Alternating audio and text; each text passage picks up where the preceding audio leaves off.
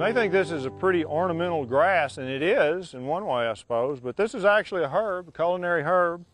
It's called lemongrass. I'll take one leaf or two leaves, crush them, put them into the hot water or pour the almost boiling water over the leaves, and it can be mixed with lemon verbena or other lemon flavored herbs like lemon balm or other herbs and get a very nice taste. The stems can be taken out, chopped up, and used in stir fry. A lot of the Asian chefs like to use it that way. But if you use it for nothing more than an ornamental plant in the garden, it's very good. It's called lemongrass. It's called pond cypress or Taxodium ascendens as opposed to the regular ball cypress. And as you can see, it's more upright and in growth, and the foliage is totally different. It's filament-like, and it spirals around the twigs. The squirrels are the biggest problem I've got in my backyard, biggest pest I've got. And one of the problems here is I didn't plant the tree in the best of all places, right above the swimming pool. And the squirrels love to feed on, especially at this time of the year, later in the season, they like to feed on these cones, the fruit, and make a mess in the pool, so I have to be careful. These little ginkgo trees I grew myself from seed, and it's fairly easy to do. You simply harvest the fruit as it falls on the ground in the fall.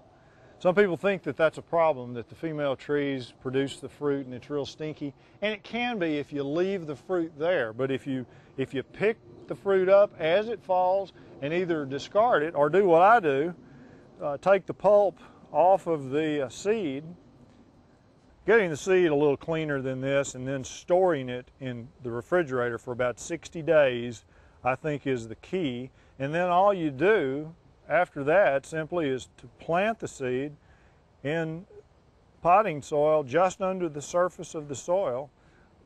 Water it in. Let me get a little water here. And you can grow your own ginkgos. This is lemon verbena, another one of the lemon-scented herbs, and it's a good one for using in herb teas or even in flavoring foods.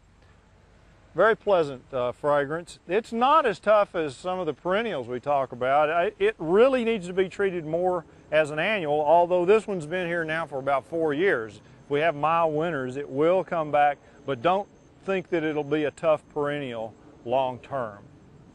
Mexican petunia, or ruellia, is one of my perennials that has really taken over a large percentage of the garden, and I'll show you why. This is a darker color, a pink color.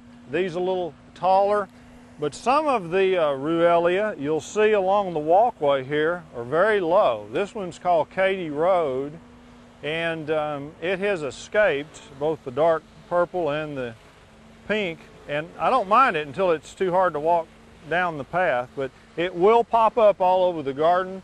I don't consider it too invasive because it's easy to pull out. This is the bay. This is another one of my favorite plants. This is the bay you cook with. A lot of people think that bay is a tender plant as far as the winter goes, but as you can see, mine's not having a lot of trouble outside. This plant has been in pots and in the ground well, basically since we've been here on this property, and I may have even had it before that.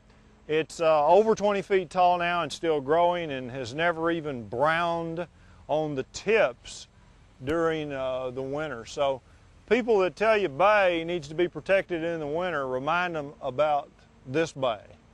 One of the things that I like to play with is texture in the garden, and you can see some nice contrast here. The plants with small texture, and then these with very large leaves. This is rice paper plant. It's aggressive. It's a perennial that'll spread, but it's fairly easy to pull up if it gets in an area you don't want. And this is alocasia. There's two different kinds of elephant ears, alocasia and colocasia. Alocasia is the more upright one like this, real tough. It's a nice perennial, especially in my part of the country, in North Texas. But it'll grow in a lot of the South and come back year after year. Colocasia tends to weep a little bit more and not be quite so upright. But all of these very large textured plants make a very nice contrast in the garden.